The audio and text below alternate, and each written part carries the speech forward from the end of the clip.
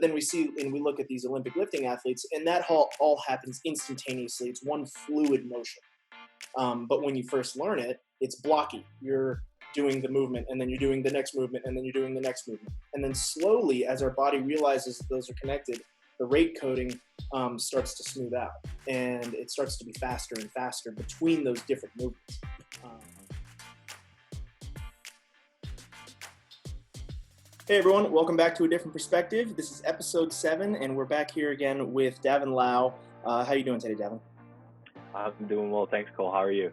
Doing good, doing really well. So today we're going to be discussing some unconventional movement, and we'll define that here in a moment. But we think that there's a lot of benefits, and unconventional movement has started to become a widely used style of movement, from utilization in CrossFit, utilization in accessory training for strength and conditioning, Olympic athletes, all the way down to the average Joe.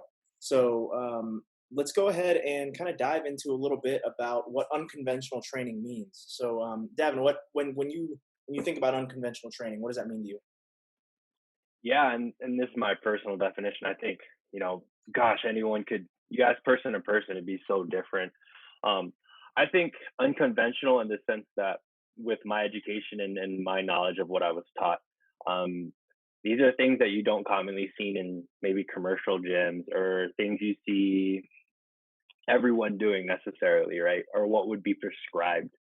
I think, and this will be part of our discussion, is unconventional exercise or movement. It's harder to research. I think there's the parameters are so wide. So when we think about things that we can research, we can validate them in a sense, and then they become part of what we would prescribe to people in the more conventional sense, right? Like this applies to almost everybody. Here are the benefits, and it's conventionally what we would want to do, I guess. But I think that that argument's kind of outdated in that we've found so many more benefits from things we can't study, things we can't quantify necessarily. So that's what it kind of means to me. And I think, it's ever evolving. And I think that's part of why you and I and other people really like this field. It evolves and we keep learning things. So this is a big part of it. Yeah, absolutely. So kind of along that point of it's sort of hard to define. One of the things that makes it hard to define is that it's often unconventional movement often looks much different than something you would see in a gym, like you had mentioned. So like you'll see somebody outside with a kettlebell, which is one example of unconventional training, which I think is slowly becoming more conventional nowadays. You see kettlebells in every single gym now. But things like that, things that you can do and put yourself in a body position that that takes you sort of away from maybe some of that standard bodybuilding style or standard powerlifting style, stuff like that. And I would like to also add a little bit to that definition, and not just say equipment, but also certain types of movements. There are a lot of movements that you can do with standard conventional equipment, like a barbell, that you can do that probably nobody else is doing in a gym. And there's a lot of things that slowly evolve in that way, that people start using normal equipment for not normal things. That said, I'm sure everybody who's watched, or maybe most people who have watched who are watching, have probably seen like those fail videos on Instagram or on Facebook of people just doing crazy things in the gym with equipment that is very unsafe. That's not the type of stuff we're talking about. We're not talking about taking a chest fly and doing, flying around on the chest fly machine, not that kind of stuff. We're talking about changing the way that we move. So Devin, what are some examples of, maybe on the equipment side, what are some examples of some equipment that we can use as to do some unconventional training, maybe besides a kettlebell? Yeah, I mean, this is a pretty endless list when I really start to expand what we might define it as. Like, gosh, I've seen people, and I'm just thinking off the top of my head, really, is like people who do free running. They use like buildings and very abstract like parts of architecture as their like playground, and like you really kind of open the ends of what's possible. So like people just using their environment, which could include, I know a guy who just picks up really heavy rocks Like you Yeah, just find rocks in the environment, and finding these equipment type things in your environment, and I guess using that as the premise of your movement. Um, I've seen people do like pole dancing as their form of movement exercise. So using like again architecture to kind of move and contort your body around. Um, Different types of items that we throw or use in different movement patterns. I mean, gosh, this is so endless, and I'd love to hear from the people listening about what I might be missing or what's out there that I've never heard of. yeah, yeah. We'd love to hear in the comments about anything that you might do in your free time that seems unconventional. Like, do you do something? Do you do strongman type training or anything like that? We'd love to hear about that kind of stuff. So definitely comment down below. But there's a lot of benefits that I want to talk about for unconventional training, and the benefits, because this is such a huge thing. The benefits are pretty. Um, I mean, it's also just as endless of a list as there are equipment or types of movements you can do. But just a few things that I want to talk about for some benefits. One of the main things that a lot of unconventional training does is it really puts us in like a sort of oddball positions, and I would say that more scientifically by saying that we're in a multiplanar movement, which means, so like if we have our frontal and our sagittal and our transverse planes, we're operating across these different planes. We're actually using our body in three-dimensional space rather than like a bicep curl, for example, is a single plane and you're just operating in the frontal plane. Um, but when we think about movements like what's something that we do every single day, Devin? What's a type of movement we do every single day? Almost everybody. I think, like scientifically, or just like a Just like every general day. activity. Yeah, just not even like an activity. Like what's one like a movement example? Rolling and getting out of bed. That's the first thing I think of, Getting and out of everyone bed. does it. Everyone Yeah, has to do it. exactly. Yeah, so like something like getting out of bed. When we roll out of bed, there's actually a large portion of the population who has difficulty getting out of bed as a result of weakness in certain areas of their body. A lot of that is core stability. And core stability can be trained through multiplanar movements. And by increasing, like, let's say we do some kettlebells and do some multiplanar kettlebell movements in a person who has trouble getting out of bed. Over the course of time, they'll probably start to strengthen those core muscles and they can actually get their legs and moving their legs, because our legs are actually really heavy, and getting our core involved to getting our legs over the edge of the bed, that's hard for some people. And we might be able to train that type of thing. So if you're limited in range of motion, if you're limited in functional capacity, like these are things that unconventional training can really do. So I thought that was really cool, something that's really important to mention there. And there's all sorts of other benefits too, like aside from just creating some like general fitness and core stability, you create some rotational and translational power through training some of these movements, which means that you're more effective in your everyday things. You can generate more power. And one of my favorites, and I'd love to hear your opinion on kind of how martial arts might tie into this, is kinesthetic awareness and proprioception.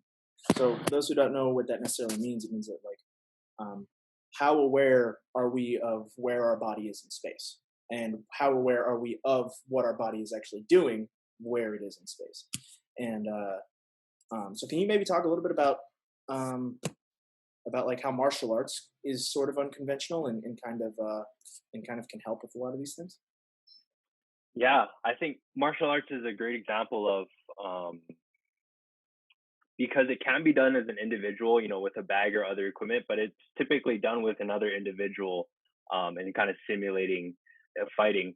Um, I think it really challenges an individual to know where their body is, but also where someone else or some other equipment relative to where they are, right? So if I'm going to punch something, I have to know how far it is Right. so that I can hit it where I want to. So I'm not punching it too close, I'm not punching it too far away from me. Or if I'm going to grab somebody, or any sort of um, concept related to space and distance. And martial arts is all about space and distance. If you're trying to hit somebody, if you're trying to take somebody down, and that's the name of the game. So when you start to train in these other different patterns, especially in martial arts, where you kind of move into that realm of using that as a supplementary or actually primary form of movement, it really challenges that individual to know where their hands, feet, all their limbs are, because that's the name of the game. Essentially, you're trying to hurt the other person's limbs or body parts, and knowing where those are for yourself and knowing where those are for the other person, that gives you distinct advantages. So, not necessarily something someone thinks about when they train martial arts, but when you develop those skills and you train martial arts, that's the actual things you're training and how you progress really fast. Yeah, and that kind of stuff can really translate over to really anything. I mean, martial arts can help with learning new movements. Like if you're new to a sport and you're aware of where your body is at, and you have good hand-eye coordination, and you understand you have that spatial and temporal awareness. You can pick up on something really fast. I mean, we've talked about it a couple of times, but I really think that martial arts has been huge in the way that a lot of people have become athletic, or just unconventional training. Period. If I would bet that if we were to go back and look at some of the most athletic people on the planet, like Barry Bonds, for example, like that guy did. He was a football player and then became a professional baseball player. And we also have that exact same example. I can't remember what his name is, but he's playing baseball right now. No, he's the quarterback for the Kansas City Chiefs. He was originally Oh, drafted. Patrick Mahomes. That guy's incredible, man. That kid is an Yeah. athlete, and I guarantee if we were to go and look into his past, he probably has some unconventional training. Yeah, so there's the argument there for when we start to think about, youth athletics, instead of trying to, develop someone in one area, this is kind of challenging that idea that we should not just put someone in the sport we think they're going to excel the best in, but kind of put them in a variety of sports with a variety of movements so they can develop these skills and foundations to be able to succeed in whatever they choose to decide in the future. And I'm a huge advocate, not only because I do martial arts, but I think it teaches youth at a very young age how to move their body relative to other people, right? And if you Yeah, want them to learn that interaction as far as body language, because we know how important that is within a societal context, but also um, maybe even today, right? Like knowing how far you are away from people with COVID. I yeah, think that exactly. the benefits kind of go really far. And I think the younger you are, I started in martial arts doing karate when I was 6. So I think that has a huge translational effect on when I started to play other sports, because I knew how to do all those different things, Yeah, um, just at random almost sometimes. yeah. There's that body awareness that comes with it. When we think about like wanting to put kids in different sports, there's always this idea that like, okay, well, if I'm going to put a kid in a sport, because they're so young, they'll learn so fast, they can really develop really fast. Can you kind of maybe talk a little bit about that, the pitfall of maybe making a kid too specific too early instead of like allowing them to be general, like you had mentioned? Yeah, I think the first one is just general development. They get so narrow into a set of skills that they can't learn outside of that boundary potentially. Yeah, I think that's a huge one. The other pitfall to kind of developing a narrow set of skills is just the injury prevention part of it, and developing different musculature as a young kid. If you move this way only these at these certain times for so long, you don't know how to do much of anything else. And I think you limit an individual's capacity. Um, I think our society was so infatuated with 18-year-olds going straight from high school to pros in athletics, and a lot of parents, from different backgrounds and whatnot, that's the fastest route to making money. But unfortunately, you shortchange that individual's career on the back end, and we've seen it in countless times. And um, I think the research is still lagging there a little bit, because you see other countries, and this is just playing devil's advocate. You see other countries, particularly with soccer, putting kids in very youth oriented like schooling and camp and letting them develop, and they're 16 years old and they're professional athletes. We don't necessarily have the data on the back end to see how that translates, or to how many kids that works out for. um, but that's probably the only country or region I've seen where we put kids in one sport and some of them succeed at a high level. I can't say the same about like youth sports in America, just because we don't have the data. But it'd be interesting to see what happens over the course of time. yeah.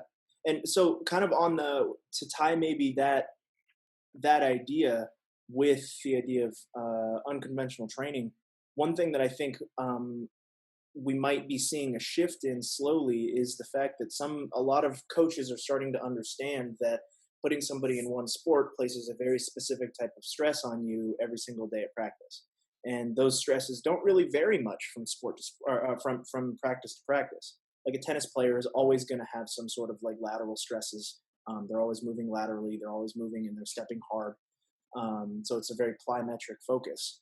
But I think we're starting to come to this understanding that like becoming well-rounded by doing accessory movements or by doing unconventional movements, we can prevent those injuries like that. So I would like to see maybe I would love to see maybe like that youth program that you were talking about. I'd love to see the way that they sort of address their programming and see if maybe they are sort of balancing out, okay, well, you're 16 years old, you're going to focus on soccer, but like let's balance the other musculature out so that you can prevent an injury, like an ACL injury.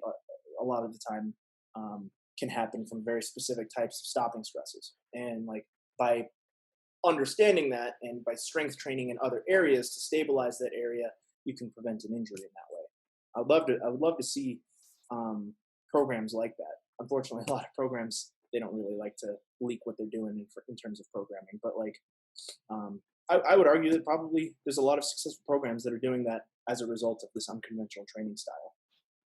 Yeah, I think on the note too, just to kind of tie this in, and I'm probably going to give a very reductionist summary of this, but the way I've been taught how neural connections work, when you learn something new, you take something you know, you take something you don't know. Your brain says, "Hey, these two things are similar in a way," and we build a neural pathway so that these two same things, our brain can fire at the same rate and do them at the same capacity. And we kind of build, big webbed branches from a couple concepts we know. So when you think about youth and they know a couple things and then maybe they know how to play soccer, we add all these other different movements in, and now they can do everything because they've learned it all together, right? Instead of segmented, we do just this season and then this season versus like, hey, we're doing a bunch of things at once. And I think when kids are developing neurologically, man, that's the prime time, in my opinion, for someone to really lay down a big foundation. Yeah, absolutely. I mean, if we think about the way that we try to build neural patterns just from learning, in high school and elementary school, all the way up through high school and in college, we're learning a large amount of general information. And what we're supposed to be able to do with that, education system aside, what we're supposed to be able to do with that is take all of this knowledge, and then now we have this large base in which to draw different conclusions using different information. And if we're able to do that physically, um, or if we can do that mentally in the way that we educate, I think that we can do that physically. And I think that a lot of this unconventional style training really supports that. You mentioned this neural coding.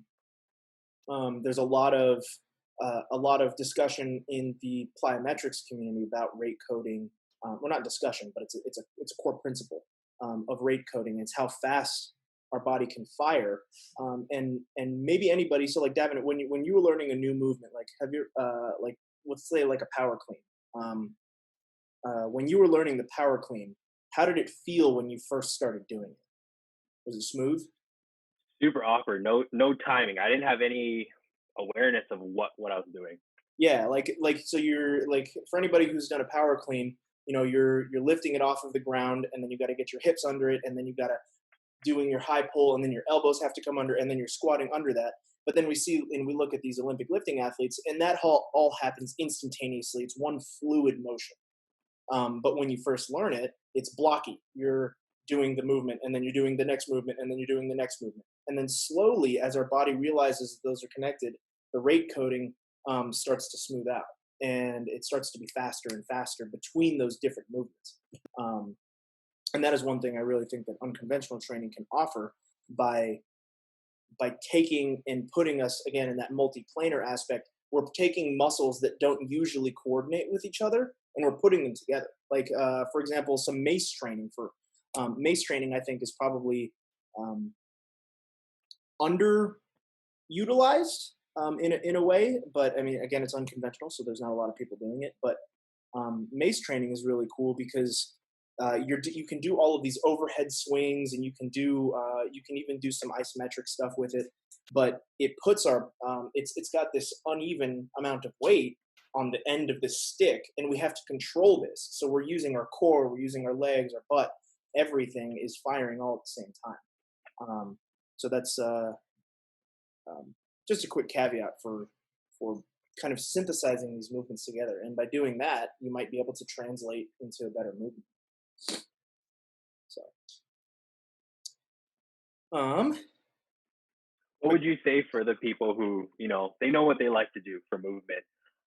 What's the argument, or what would you kind of summarize to them and say like, hey, like you're really good at these things, you're a really good power lifter, but like why would someone, you have the listed benefits there. Why would someone want to engage in mace training, as it may or may not translate to what they're currently doing? Or, is that perspective that they have too narrow, and how might they broaden that? so I think that the main thing to focus on there when you're trying to implement something if you're in a singular sport, the main thing to focus on is making sure that it is specific, that something does translate over, and that's where movement analysis for your sport can come in handy. So like um, the idea that mace training could potentially help. Let's just pick a movement like bench. Okay, the bench is a surprisingly large compound movement. We're using almost every single muscle in our body when you're doing the bench properly. And by learning how to, let's say in mace training, you're doing mace swings overhead. By learning how to code all of those muscles together, you're going to be more powerful. You can create more power, let's say, off of your chest from the bench. So it's really looking at what kind of movements, or what the movement does for your muscles, and what kind of coding is happening, what kind of muscle coordination is really going on there, and then choosing whether or not that's actually going to be beneficial. In the case of something like mace training, you would for powerlifting specifically, you would want to make sure that you're doing kind of lower rep, higher weight type mace stuff, things that you can generate a lot of power to do, but you want to avoid doing so much movement that it sort of turns almost into like a cardio type thing. Um, so there's really a lot of things to keep in mind there. But yeah, did that answer your question? Yeah, and not to get too far in the weeds, but a follow-up question to that is, if I understand what you're saying and I understand the benefit, I have maybe the sets and reps and what weight I might do. When would I periodize this into my training, right? So maybe I'm a power lifter, I got an event coming up. Is it something I do in my, general physical preparation at the beginning to build a big base and add diversity within my movement training? Or is it something I kind of specify, where within essentially my periodization should I implement new things like unconventional training? I think that question really opens up a huge can of worms, because there's two sort of trains of thought here, which is one, we have our off-season training, we have our preseason training, and then we have our postseason training. And if you look in a standard strength and conditioning textbook, they would say do new stuff in your off-season, because then it'll kind of move into your preseason, and then you'll be stronger in your preseason, so that'll make you're more prepared, and you'll make more gains and then you'll be able to maintain a higher level of fitness. And I think that works pretty well.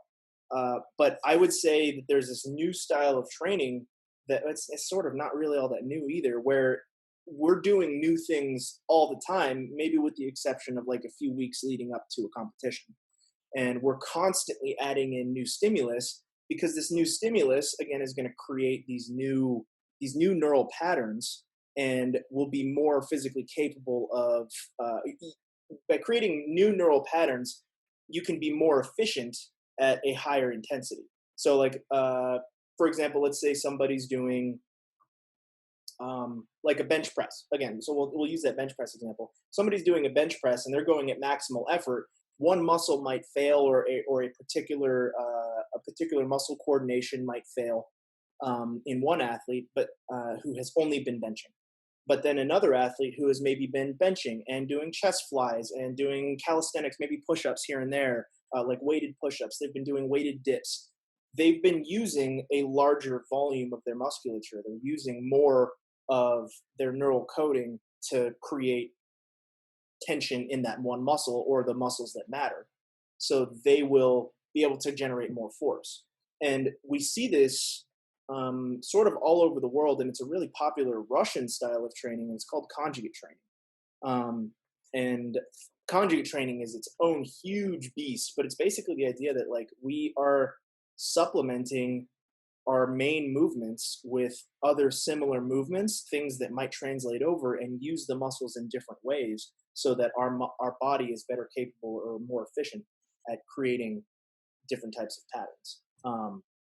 So that's to answer your question specifically. I got on a huge tangent, but to answer your question specifically, I would say that like I'm always a proponent of doing new things all the time. I mean, you were just telling me that you were doing new things this week, and like, are you sore from doing some of those new things already, or you like, do you feel um, like you're more aware of certain parts of your body?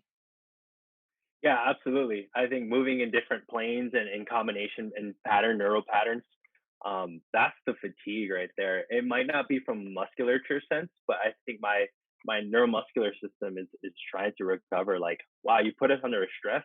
It might not, in an absolute sense, be very high, but relative to what we normally do, completely different. And I think that has a lot of merit to it. Yeah, like for example, hiking. You know, hiking is not something that like even just a simple hike. You're changing level. You have stability to worry about on rocks and dirt that you're walking on, or maybe sand, grass, all of these things versus like just walking to work. Like if you walk to work all the time, you're probably very familiar with how to walk, and it probably gets easier and easier and easier. But then if you go for a hike once a week, you're taking that one movement and you're now challenging it. You're creating some proprioceptive challenge to it, so like your body's having to be more aware of itself so that it doesn't fall. And then you come back, and then it makes walking to work just that much easier. So it's that's the kind of thing that I would advocate for. But to your point of you start to feel that fatigue. There's in the inflammation cycle, which is a whole other discussion. We see these different phases of how our body responds to new movements. And the very first phase is alarm. Our body's like, hey, what the heck's going on? And because it's a new movement, our body is sort of um, breaking down as a result of it because we're not used to it. So it's less efficient. It's using more force than maybe it needs. But by doing new things all the time and kind of differing this, that alarm phase will start to decrease over time. And so it allows us to continually do new things over time. And but that's one thing to be aware of is if you're doing one thing all the time and then you just randomly decide to throw in something new, you're probably going to be pretty tired from it, even if it was relatively not super taxing. Just because your body, like, not taxing from like a fatigue perspective, but taxing from like a neural perspective, because your body is saying, like, we've never done this before. We got to process this, and then that takes some recovery energy. So when doing new things, we also have to consider how much recovery is required for that too. And there's a lot of um, I would say that there should be more focus on recovery in that way than maybe some people put on. But yeah. Yeah, just to play devil's advocate, kind of the alternative side of that is like, what if someone who's does one new thing all the time, every time, but they never do it twice? You know, what are maybe the pitfalls of having too much variation within your training that you're everywhere and in between, and there's no structure per se. You know, what can you tell those individuals? I mean, one of the main principles of strength and conditioning is the specific adaptation to imposed demand, or the SAID principle. That principle says that you will make gains in a movement if you're doing something that is specific to that movement.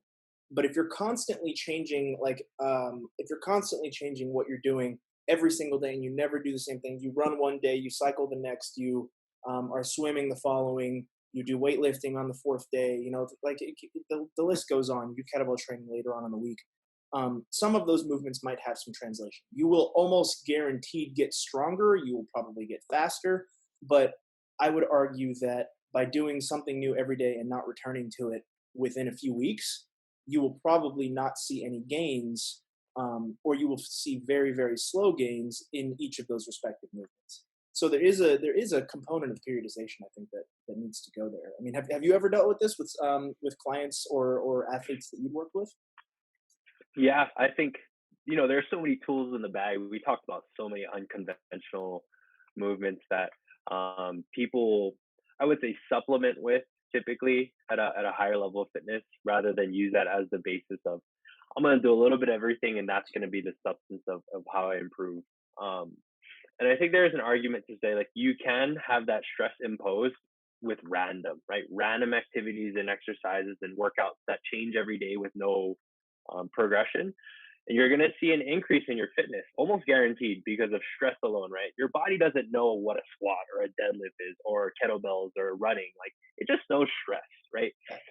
But at some point, your body's going to plateau out, and the downfall of that fitness is pretty steep relative to if you plan this thing out and there's a clear progression with intentionality.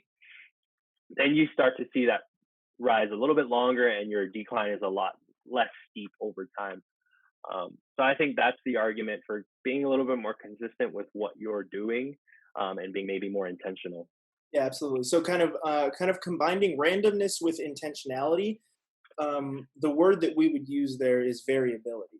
Variability implies that we're varying our movements, but it's not random. It's not completely random. We are actively deciding to do these things because it supports something. And that's actually one thing that we'll talk about here. Let's just dive right into it. Actually, is something like the outcome goals of doing unconventional movement, or really moving. Period. To do variable training and not necessarily random training. We have a couple of different subsets of outcomes of movement. And the first one is going to be health. Obviously, whenever we move, there's this health component. And we talked about this a lot in our last video, just really like ways to honor your body and be healthy through movement that is important. But there's also this general fitness aspect of our goals. A lot of people go into fitness with very specific goals. And the goals that we're going to be talking about are outlined as the 10 aspects of fitness. And this is sort of an expanded list. It's something that the CrossFit modality has created. And I personally think that it's the best definition of general fitness. And you'll see all of these represented in different ways. Some of them are combined in other ways, but I like the way that they've outlined it. So the 10 aspects of general fitness are cardiorespiratory fitness. So essentially how efficient your heart and your lungs are. Your strength, so maximal muscular output. Power, so how fast can you generate force in basically how fast can you generate force. Explosiveness. Core stability, which is its own portion of fitness. Core stability is so huge, and this could be its own video.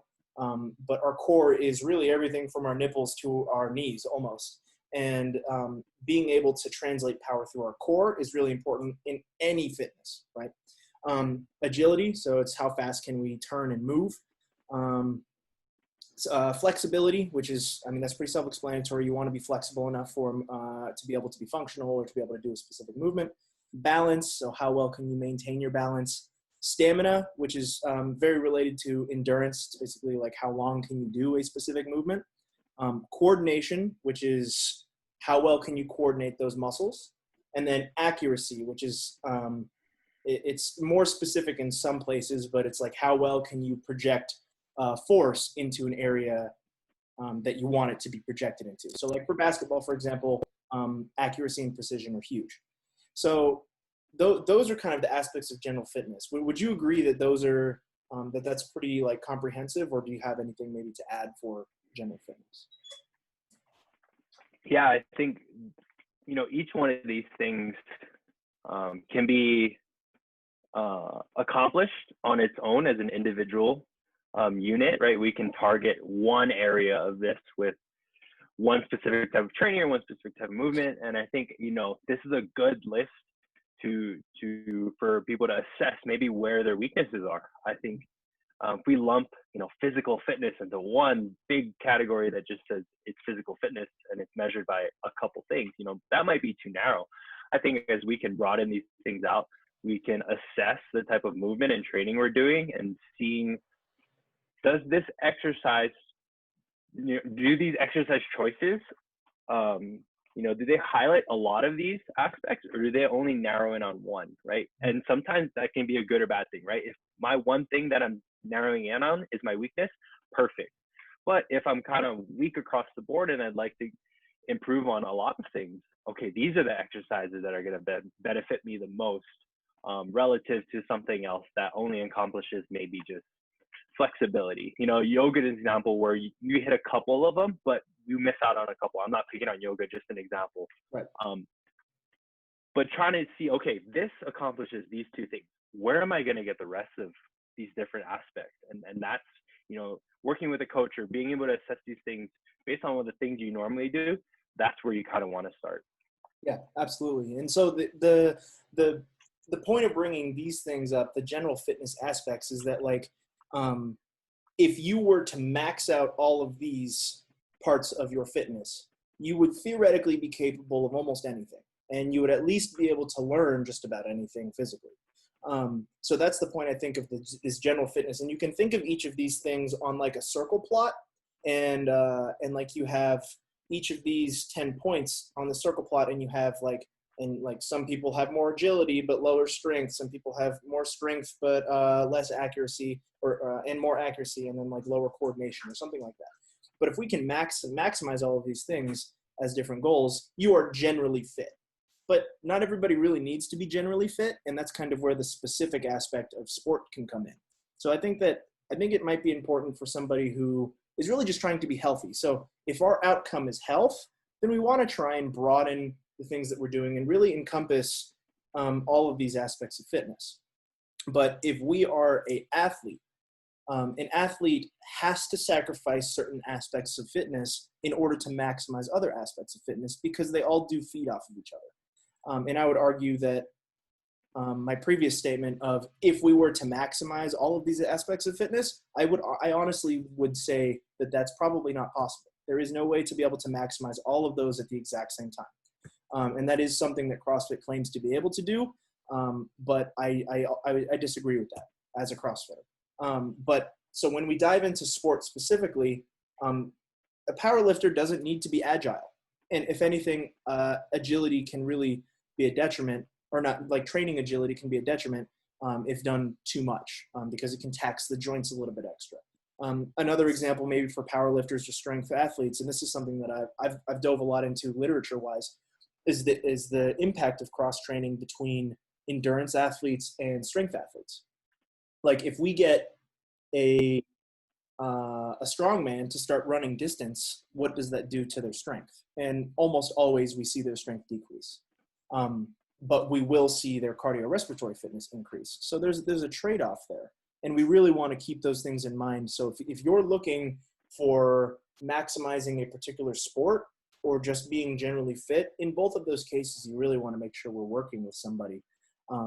But to tie all of this back into our unconventional training discussion, Devin, I mean, what are some ways that you've seen in collegiate training where we've been able to take unconventional training aspects and maybe use that to buff sport performance, for example? Like what are maybe some movements that you guys have done?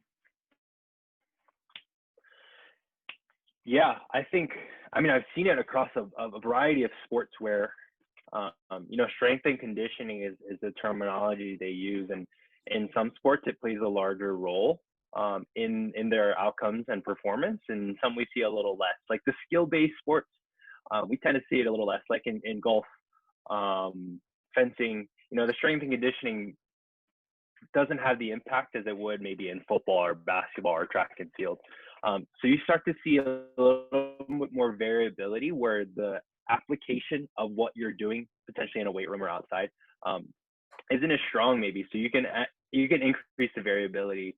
From what I've seen in collegiate athletics, it's fairly standard across the board on what areas of fitness and performance we want to improve. Just generally speaking, I think when I look at that age range at 18 to 22 in collegiate athletics, strength is probably the biggest deficit that most kids aren't exposed to, strength training. Yeah. So that's a big initiative that has a lot of carryover, right? So you use the example of someone, a strength athlete going and doing endurance training. The translation isn't as strong, but we have a lot of endurance athletes in collegiate athletics, so track and field, cross country, who don't do strength training. But the translation between endurance and doing strength training is really good, right? You Yeah. can benefit from doing strength training as an endurance athlete. And Absolutely. I'm a huge advocate for everyone strength training, regardless of what sport. Right. And how much you do it in a collegiate setting is very different, but everyone does it. Yes. Um, and as far as unconventional movement, the the best way I've seen it used, because you do have um, young athletes who have large deficits, and it's really hard to train them unconventionally when they've never trained conventionally. And you also have a big gap in your periodization. So you have a big gap called summer, and you lose your athletes. You lose your athletes for 3 to 4 months, and it's Yeah. really hard to try and incorporate new things. Like you had mentioned in a previous example, um, with their scheduling, it makes it difficult. The best way I've seen it used is to keep things fresh.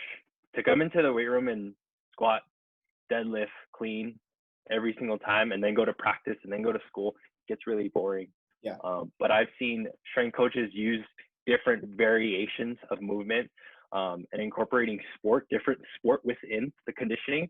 So Mhm. our lacrosse team used to play basketball, they used to play soccer, and like all sorts of different sports irrelevant to their sport, to just keep things fresh, to avoid the burnout, to work on all these different aspects of fitness, and round them out. They did yoga, they did all these other aspects to break from what the norm is. And I think that's a super effective way if you're a performing athlete, um, to do different things so that when you do the things that are necessary to your performance, you're ready and you're willing to do those things.